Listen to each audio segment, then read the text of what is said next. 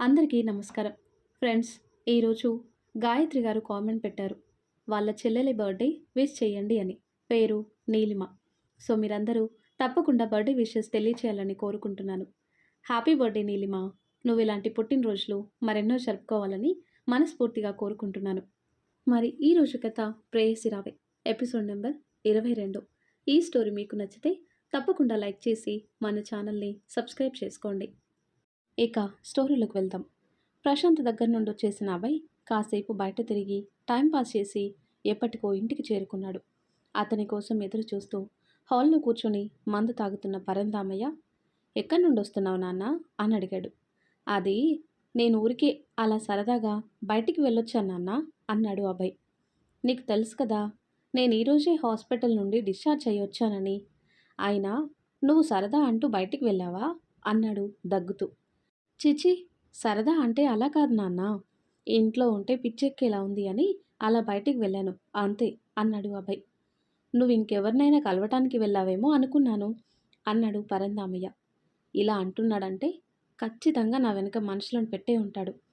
వీడి బీసీ తెలివితేటలు అనుకుని, హా నాన్న, ఆ ప్రశాంత్ నీకు మధ్యాహ్నం హాస్పిటల్లో ఇచ్చిన వార్నింగ్కి భయమేసి అతన్ని బ్రతిమాలుకోవటానికి వెళ్ళాను నాన్న అన్నాడు అమాయకంగా. ఛీ, నా కొడుకు వయ్యుండి నువ్వెళ్ళి వాణ్ణి ప్రాధేయపడటం ఏంటి అన్నాడు పరం. నీ గురించే నాన్న, నిన్నతను ఎక్కడ ఏం చేసేస్తాడో అని భయం పట్టుకుంది నాకు. అందుకే మా నాన్నని ఏం చేయొద్దు, కావాలంటే నా ప్రాణాలు తీసుకో అని చెప్పటానికి వెళ్ళాను. దానికి వాడేమన్నాడు అన్నాడు కంగారుగా అభయ్ని పట్టుకొని. నీ వల్లే అతని భార్య తనకి 2 సంవత్సరాలు దూరమైంది. ఆ బాధ నీకు కూడా తెలియాలి అంటున్నాడు. నాకు తెలియాలా? అంటే ఏం చేస్తాడు వాడు అంటూ ఆలోచనలో పడ్డాడు పరందామయ్య. నీకు కూడా నన్ను దూరం చేస్తాడంట నాన్న అన్నాడు అభయ్. వాడు దూరం చేస్తాను అంటే నువ్వు అయిపోతావా అన్నాడు తడబడుతూ. నేను మీ కొడుకు నాన్న, నాకు ప్రాణాలు కాపాడటం తెలుసు, తీయటము తెలుసు అన్నాడు అభయ్ పిడికిలు బిగిస్తూ. పెగ్గుల మీద పెగ్గులు వేస్తూ మత్తుతో పడిపోయాడు పరందామయ్య. అతన్ని అక్కడే సోఫాలోనే వదిలేసి పరందామయ్య ఫోన్ తీసుకుని తన గదికి వెళ్ళాడు అభయ్. ఆ తర్వాత కట్ చేస్తే సూర్య భగవానుడి రాకతో మెలకువ వచ్చింది స్నేహకి. అప్పటికే ప్రశాంత్ లేచి తనని చుట్టేసి పడుకున్న స్నేహాన్ని లేపటం ఇష్టం లేక కదలకుండా అలాగే ఉన్నాడు. లేచి ప్రశాంత్ బుగ్గం మీద ముద్దు పెట్టి, గుడ్ మార్నింగ్ హిట్లర్ అంది నవ్వుతూ. వెరీ గుడ్ మార్నింగ్ మిర్చి అంటూ స్నేహ నుదుటన ముద్దు పెట్టి, అప్పుడే లేచావు, కాసేపు పడుకో మిర్చి అన్నాడు తన ఫేస్పై పడిన కురులని వెనక్కి పెడుతూ. చాలా రోజుల తర్వాత నేను ప్రశాంతంగా పడుకున్నాను తెలుసా అంది స్నేహ. లేవగానే కాంతులు ఇనుతున్న నీ ఫేస్ చెప్తుంది అన్నాడు నవ్వుతూ. ఇంకేం చెప్తుంది అంది కనుబొమ్మలెగరేస్తూ.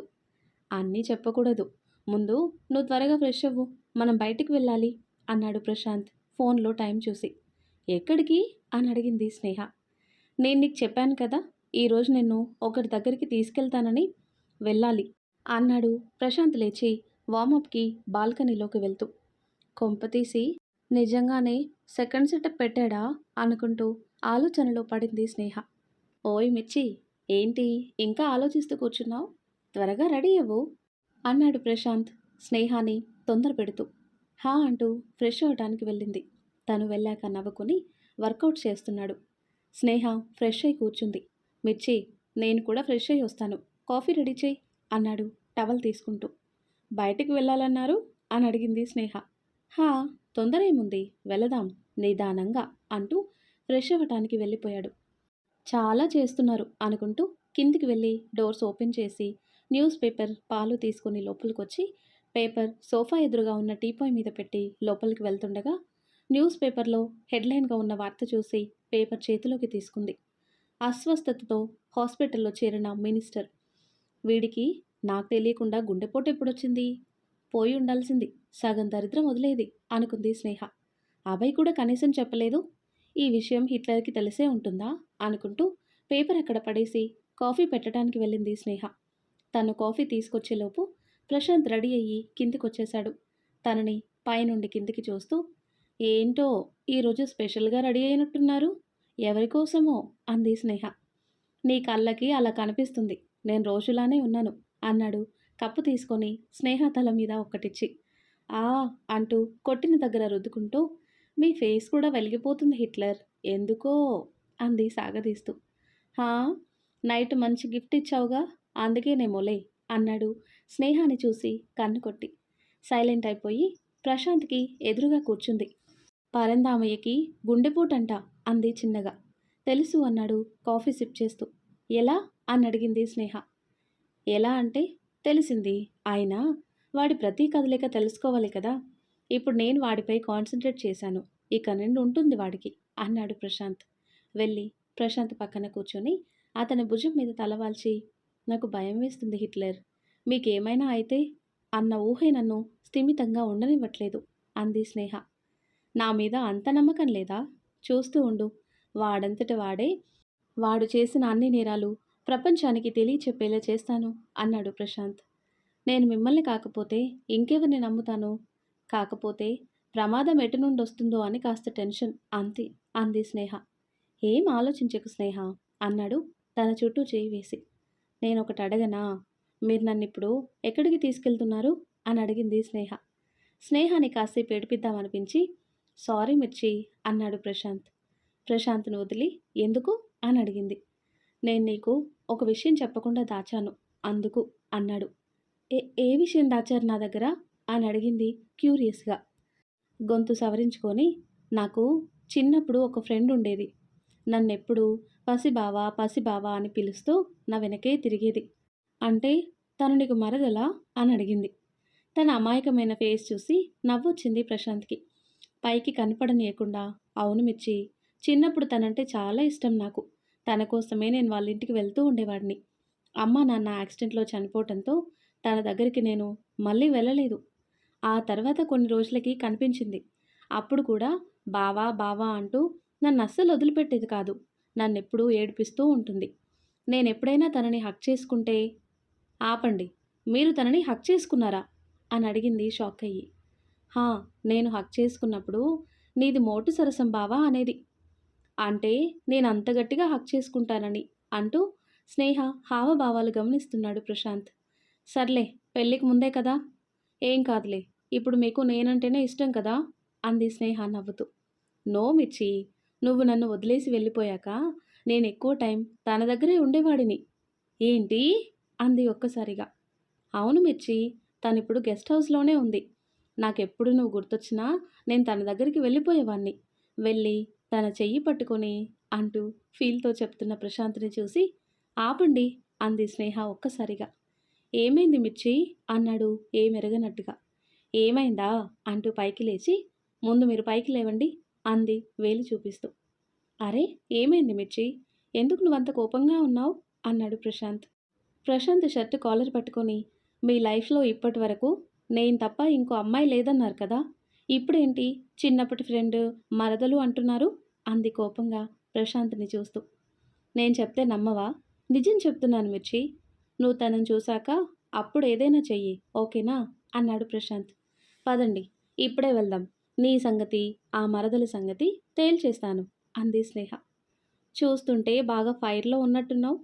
సరే అలాగే అంటూ బయటికి నడిచాడు. ఎంత పొసెసివ్ మిర్చి నువ్వు.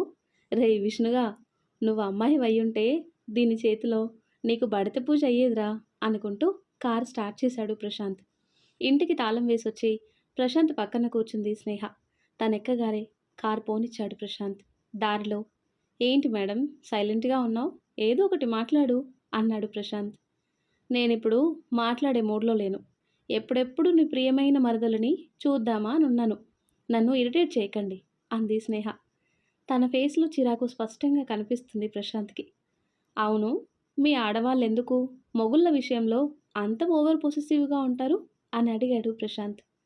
వేసుకునే డ్రెస్ అయినా మా సొంతం అనుకున్నాక వేరే వాళ్ళకి వెళ్తేనే ఏదోలా ఉంటుంది మాకు. ఇంకా కట్టుకున్న భర్త ఊహల్లో కాదు, లైఫ్లో వేరే అమ్మాయి ఉందని తెలిస్తే ఇంకెంత ఫీల్ అవ్వాలి. కోపం చూపు ఏదైనా మా మీదే ఉండాలి అన్న స్వార్థం మాది అంటుంది. "హ్మ్, అది కూడా మీ ప్రేమే కదా, ఇంకా స్వార్థం ఎలా అవుతుంది అంటూ కారు గెస్ట్ హౌస్కి పోనిచ్చాడు. బయట నించొని వీళ్ళ కోసం వెయిట్ చేస్తున్న చరణ్ని చూసి, అన్నయ్య నువ్వేంటిక్కడ అంది కార్ దిగి. వాడు రమ్మంటే వచ్చాను అన్నాడు చరణ్. కానీ ఎందుకు మీకు కూడా తన ప్రియమైన మరదల్ని చూపిస్తా అన్నాడా? అంది ప్రశాంత్‌ని కోపంగా చూస్తూ. అర్థం కానట్టు ప్రశాంత్ వైపు చూశాడు చరణ్. తనకి దారిలో పిచ్చికుక్క కరిచిందిలేరా, అందుకే అలా తలా తోక లేకుండా మాట్లాడుతుంది అన్నాడు ప్రశాంత్. అవును, ఇప్పుడు మీరు నన్ను పిచ్చిదాన్ని చేసి దాంతో ఊరేగుదామనే కదా ఈ డ్రామాలు అంది స్నేహ ప్రశాంత్ దగ్గరికి వెళ్ళి. హవ్వా, నన్ను అనుమానిస్తే కళ్ళు పోతాయి అన్నాడు ప్రశాంత్ చేత్తో నోరు మూసుకుంటూ. హా అవును, మీరసలు ఏ అమ్మాయితో అస్సలు మాట్లాడరు, ఎవ్వరిని కన్నెత్తి కూడా చూడరు కదా అంది స్నేహ వెటకారంగా. రే పెద్ద బామ్మర్ది, నీ చెల్లికి పైత్యం బాగా ఎక్కువైందిరా, హాస్పిటల్కి తీసుకెళ్ళి ఇంజెక్షన్ చేయిస్తే బెటర్ అన్నాడు ప్రశాంత్. నిజంగానే కుక్క కరిచిందా బావా, చెల్లి అలా బిహేవ్ చేస్తుంది అన్నాడు చరణ్. కనిపించట్లేదా, చూస్తున్నావుగా ఎలా మీద పడి గైగైమంటూ అరుస్తుందో అన్నాడు ప్రశాంత్.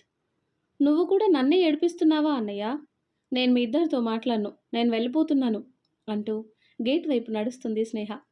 ఎందుకురా నా చెల్లిని అంతలా ఏడిపిస్తావు అన్నాడు చరణ్.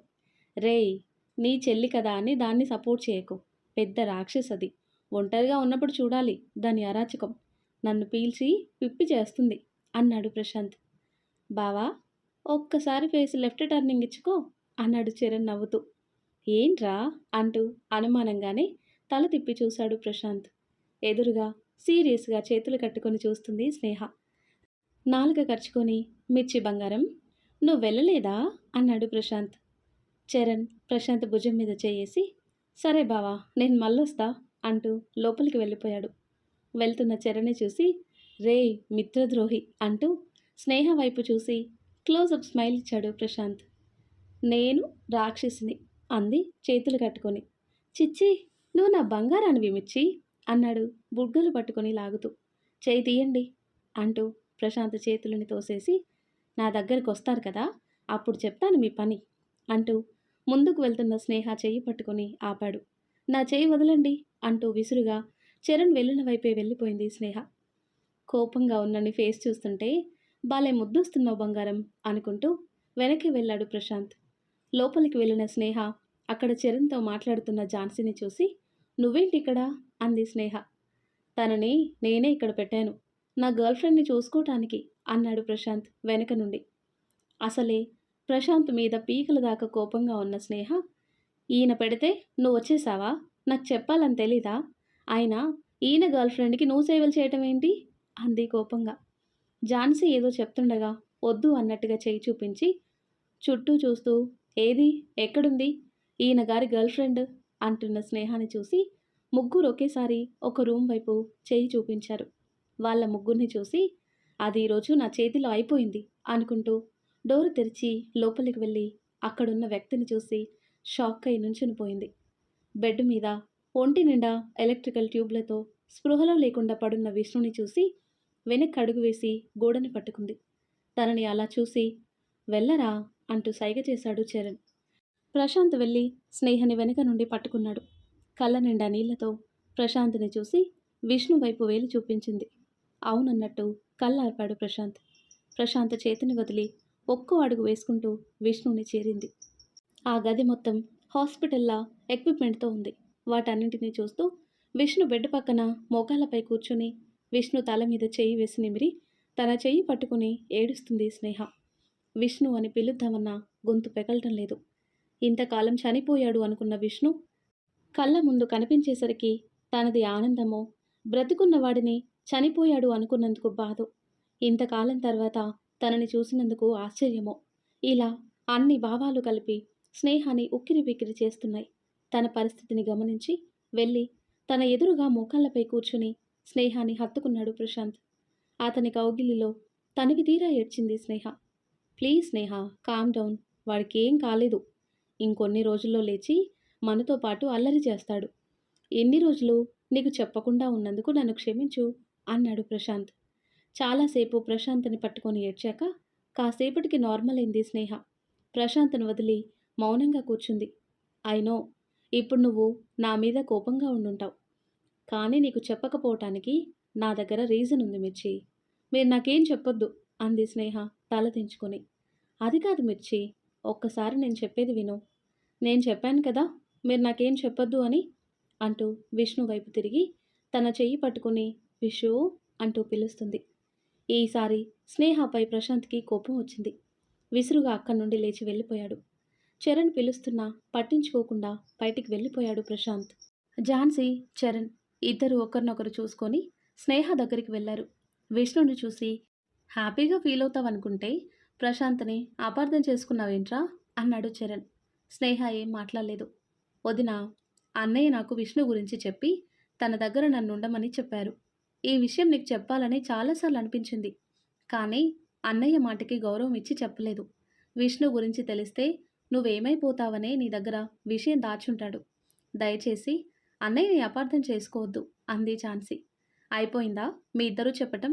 నేను విష్ణుతో కాసేపు టైం స్పెండ్ చేయాలనుకుంటున్నాను. ఆ తర్వాత మీ అందరితో మాట్లాడతాను అంది స్నేహ. సరే అని చెప్పి వెళ్ళిపోయారు ఇద్దరు. చరణ్, ఝాన్సీ ప్రశాంత్ కోసం చూడగా గార్డెన్లో ఉన్న మామిడి చెట్టుకి ఆనుకొని శూన్యంలోకి చూస్తూ ఆలోచిస్తున్నాడు.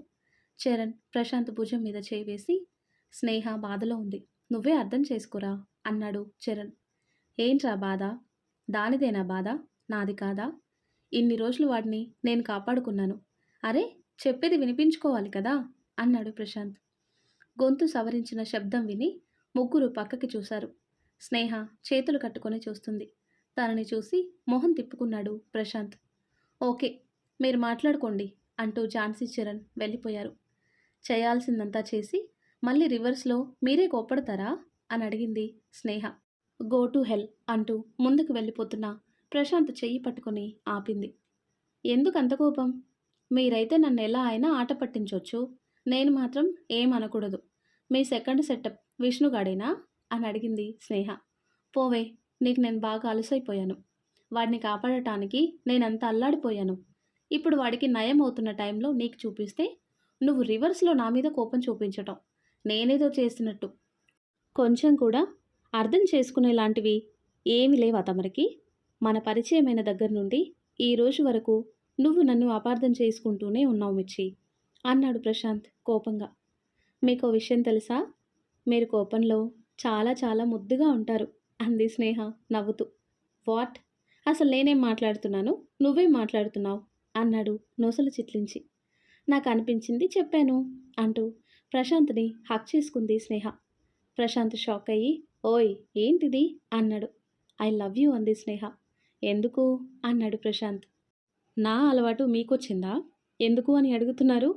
రీజన్ ఉంటేనే ఐ లవ్ యూ చెప్తారా అని అడిగింది ప్రశాంత్ కళ్ళల్లోకి చూస్తూ. స్నేహాన్ని వదిలి ఇలాగే మాయ చేసి నాకున్న కోపాన్నంతా తీసేస్తావు. ఈసారి నేను నీ మీద చాలా కోపంగా ఉన్నాను. నువ్వు ఇలాంటి ప్రయత్నాలన్నీ మానేయటం బెటర్ అన్నాడు ప్రశాంత్. ఎవరో అన్నారు నన్ను వదిలి క్షణం కూడా ఉండలేనని. ఇప్పుడు వెళ్ళిపోమంటున్నారు. అన్నీ వాళ్ళే చెప్తే ఎలా? మా ఫీలింగ్స్ మాకుంటాయి కదా అంది స్నేహ పక్కకి తిరిగి. షటప్ అంటూ వెళ్తున్న ప్రశాంత్ని వెనుక నుండి హక్ చేసుకుంది స్నేహ. ఒక్కడుగు కూడా ముందుకి పడలేదు ప్రశాంత్కి. అలా నించునున్నాడు. కరిగిపోయేలా ఉన్న తన మనసుని ఆపి, వదులు, నేను వెళ్ళాలి అన్నాడు ప్రశాంత్ స్నేహాన్ని విడిపించుకోవటానికి ట్రై చేస్తూ. అయినా స్నేహ వదలకపోవటంతో స్నేహ కన్నీళ్లు తాను వేసుకున్న షర్టుని తడిపేయటంతో మిర్చి అనుకుంటూ వెనక్కి తిరిగాడు. ఏడుస్తున్నావా? ఇప్పుడు ఏమైందని? నేను నిన్ను కాసేపు సరదాగా ఆట పట్టించాలనుకున్నాను అన్నాడు ప్రశాంత్. ప్రశాంత్ చెంప మీద కొట్టి హక్ చేసుకుంది. మీ ఆడవాళ్ళకి బాగా అలవాటు కదా, కారణం లేకుండా ఏడ్చి మళ్ళీ మాతోనే సారీ చెప్పించుకోవటం అంటూ తన చుట్టూ చేతులు వేసి, సారీ మిర్చి అన్నాడు ప్రశాంత్. మీ మగవాళ్ళకి కూడా బాగా అలవాటు కదా గిల్లి సారీ చెప్పటం అంది స్నేహ. ఏడుస్తున్నావా అని కూడా నీ మీద జాలి చూపించకూడదే అన్నాడు ప్రశాంత్ స్నేహ తల మీద ఒక్కటిచ్చి. మీరింకా నా ఐ లవ్ యూ యాక్సెప్ట్ చేయలేదు అంది బుంగమూతి పెట్టుకొని. యాక్సెప్ట్ చేయాలంటే మరి నాకు ఏదో ఒకటి కావాలి అన్నాడు ప్రశాంత్. నేనేం ఇవ్వను అంది స్నేహ సిగ్గుతో తలదించి. నేను కావాలంటే తీసుకుంటాను, నిన్నేం రిక్వెస్ట్ చేయను. ఆయన నువ్వు అనుకుంటున్నది అడగనులే అన్నాడు ప్రశాంత్ నవ్వుతూ. మరి ఇంకేం అడుగుతారు అని అడిగింది స్నేహ. అని ఆలోచిస్తున్నట్టుగా ఫేస్ పెట్టి స్నేహ దగ్గరికి వచ్చి తన బొటన వేలితో స్నేహ పెదవుల మీద రాస్తూ, పొద్దున్నుండి ముడుచుకొని ఉన్న నీ పెదాలని కొంచెం విచ్చుకునేలా చేయిమిచ్చి అన్నాడు. అంటే అంది అర్థం కానట్టు. నవ్వు తల్లి, పొద్దున్నుండి నేనేదో నిజంగానే సెకండ్ హోమ్ పెట్టాననుకొని మూతి బిగించుకొని ఉన్నావు. కొంచెం ఇప్పటికైనా నవ్వి నా మనసుని తేలికపరచు అన్నాడు ప్రశాంత్. మీరింత చిన్నవి కూడా అబ్జర్వ్ చేస్తారా అంటూ నవ్వేసింది స్నేహ. స్నేహాన్ని హత్తుకొని చెప్పాను కదా, నేనెంత బాధలో ఉన్నా నీ చిరునవ్వే నాకు ప్రశాంతతనిస్తుంది అన్నాడు ప్రశాంత్. థ్యాంక్ యూ అంది స్నేహ. నాకు తెలుసు ఇప్పుడు నీ మైండ్లో చాలా ప్రశ్నలు ఉండుంటాయి. ఇన్ని రోజులు నేను నీ దగ్గర 3 విషయాలు దాచాను మిర్చి. అందులో ఒకటి నేను మొన్న చెప్పేశాను. నేను ప్రేమించింది, పెళ్లి చేసుకోవాలి అనుకుంది నిన్నే అని. రెండోది నీకు తెలుసు. అత్తయ్య మామయ్యని చంపింది ఆ పరంధామయ్య అన్న విషయం నాకు తెలిసినా నీకు చెప్పలేదు. ఇక మూడోది ఈరోజు తెలుసుకున్నావు. విష్ణు ప్రాణాలతో ఉండటం. నేనుండి నేను దాచింది ఇంకేం లేదు. నిన్ను మోసం చేయాలని ఏ రోజు అనుకోలేదు. చెప్పటానికి ధైర్యం చాలలేదంతే. మేబీ అది నిన్ను నేను ఎక్కడ దూరం చేసుకుంటాను అనే భయం వల్ల అయ్యుండొచ్చు అన్నాడు ప్రశాంత్. మీరు నాకేం చెప్పనవసరం లేదు, నేను అర్థం చేసుకోగలను హిట్లర్ అంది స్నేహ. కానీ జరిగిందేంటో నేను నీకు చెప్పాలి మిర్చి, అది నా బాధ్యత అంటూ అసలు తను విష్ణుని ఎలా కాపాడాడో చెప్తున్నాడు ప్రశాంత్. యాక్సిడెంట్ అయిన రోజు విష్ణు అసలు స్పృహలోకి రాలేదు. చాలా ట్రై చేశాను. పల్స్ కూడా చాలా లోగా ఉంది. తలకి చాలా పెద్ద దెబ్బ తగిలి రక్తం కారుతూ ఉంది. వాడికి రక్తం పోకుండా చరణ్ తన దగ్గర కర్చీఫ్తో గట్టిగా కట్టుకట్టాడు.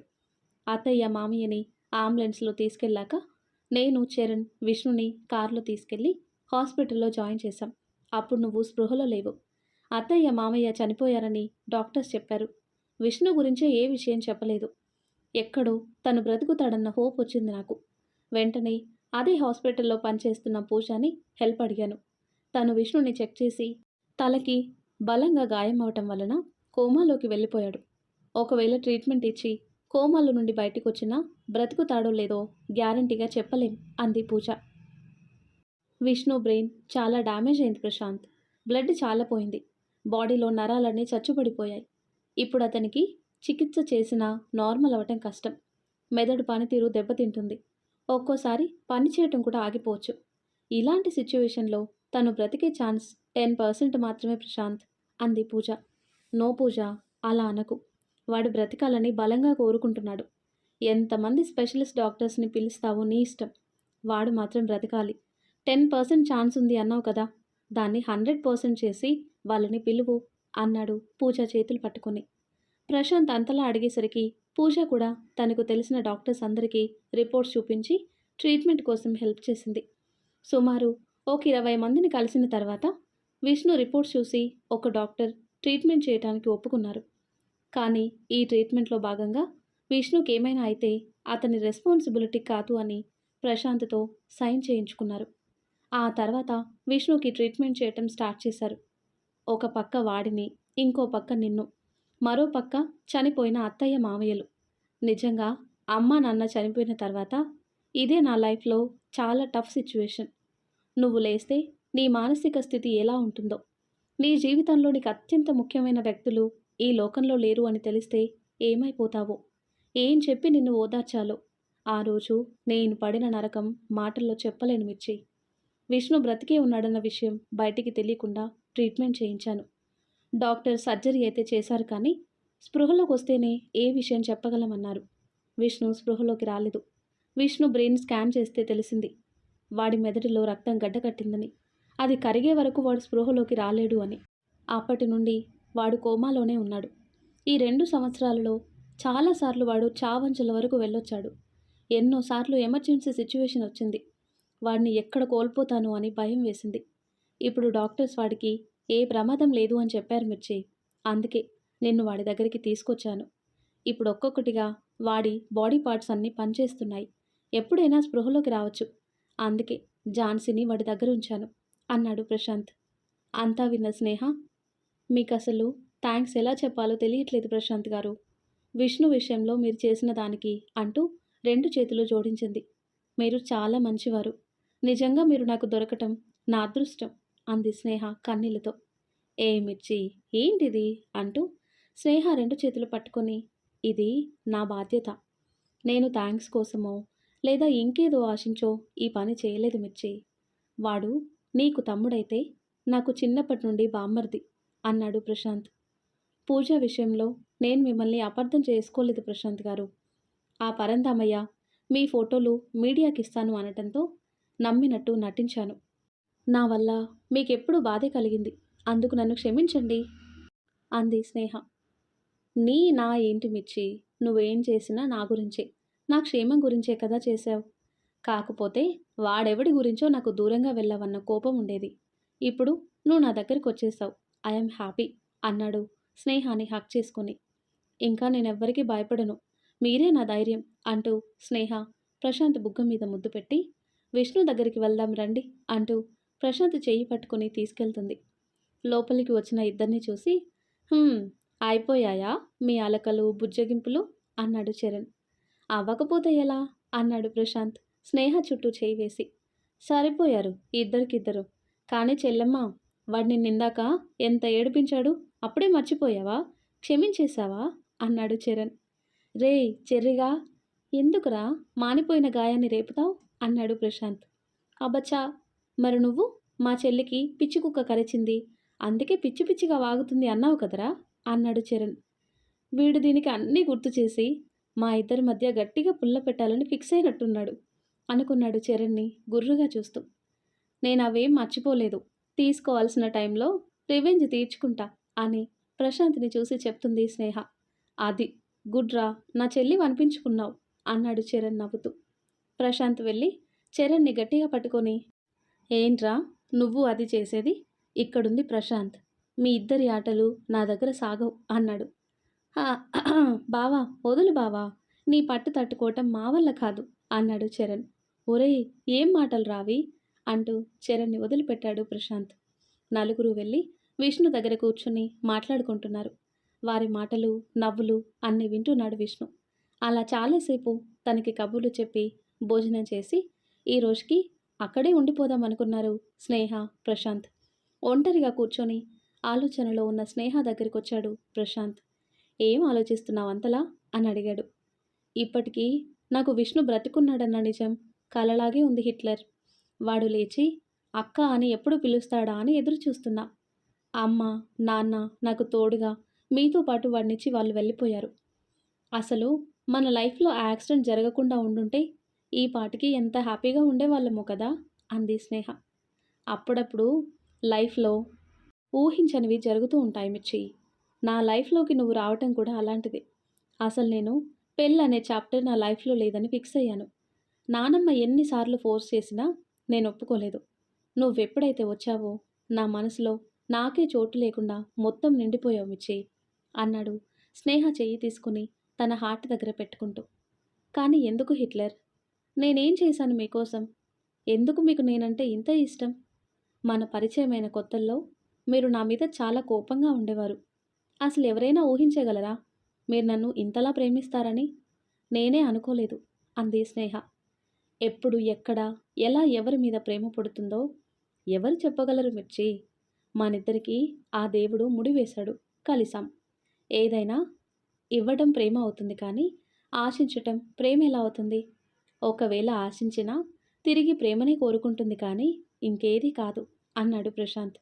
ప్రశాంత్ ముఖాన్ని తన రెండు చేతుల్లోకి తీసుకొని తన నుదుటి మీద ముద్దు పెట్టింది స్నేహ. నవ్వి తను కూడా స్నేహ నుదుటిన ముద్దు పెట్టాడు. నానమ్మకి ఫోన్ చేశావా అని అడిగాడు ప్రశాంత్. చేశాను, త్వరలో మనవణ్ణి ఎత్తుకోవటానికి రెడీగా ఉండమని చెప్పాను అంది స్నేహ సిగ్గుపడుతూ. తన మాటలకి నవ్వుతున్న ప్రశాంత్కి ఫోన్ రావటంతో ఒక్క నిమిషం మిర్చి అని చెప్పి పక్కకు వెళ్ళాడు. అవతలి వ్యక్తి ఏం చెప్పాడో కానీ వాట్ అని గట్టిగా అరిచాడు ప్రశాంత్. అతని అరుపుకి ఉలిక్కిపడి వెంటనే లేచి ప్రశాంత్ దగ్గరికి వచ్చింది స్నేహ. ఏమైంది హిట్లర్ అని అడిగింది ప్రశాంత్ని పట్టుకొని. నేను వెళ్ళాలి స్నేహ, నువ్వు ఇక్కడే ఉండు, నేను వెళ్ళి వచ్చేస్తాను అంటూ వెళ్తున్న ప్రశాంత్ని ఆపి అసలు ఏమైందో చెప్పి వెళ్ళండి అంది. ఇప్పుడేం చెప్పలేను, వచ్చాక చెప్తాను, నేను వెంటనే వెళ్ళాలి అని అక్క నుండి వెళ్ళిపోయాడు ప్రశాంత్. వెళ్తున్న ప్రశాంత్ని చూస్తూ నిల్చుని పోయింది స్నేహ. ఎందుకు ఈయన ఇంత టెన్షన్ పడుతున్నారు అనుకుంటూ చరణ్ దగ్గరికి వెళ్ళి, అన్నయ్య ఆయనకేదో ఫోన్ వచ్చింది, చాలా కంగారుగా వెళ్ళారు, నాకు భయంగా ఉంది అంది చరణ్ని పట్టుకొని. కంగారుగా వెళ్ళాడా, ఏమై ఉంటుంది అని ఒక్క క్షణం ఆలోచించి, నేనిప్పుడే వాడు వెనక వెళ్తాను, నువ్వు కంగారు పడకు స్నేహ అన్నాడు చరణ్. నేను కూడా వస్తానన్నయ్య అంది స్నేహ. తనని వారించి విష్ణు దగ్గరే ఉండు స్నేహ, నేను వెళ్తున్నాను కదా, ఏ విషయం నీకు ఫోన్ చేసి చెప్తాను. అసలు వాడెక్కడికి వెళ్తున్నాడో తెలీదు కదా, నిన్ను చూస్తే ఇద్దరిని ఏదో ఒకటి అంటాడు.